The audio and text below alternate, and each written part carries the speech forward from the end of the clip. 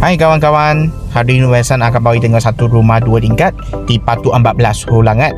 So untuk projek ni, kita adalah freehold, individual title dan dia adalah Danak Rizab Melayu.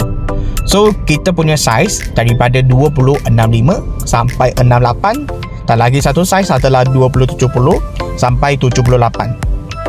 Type pertama adalah 4 bilik 3 bilik air. Type kedua adalah 5 bilik 4 bilik air.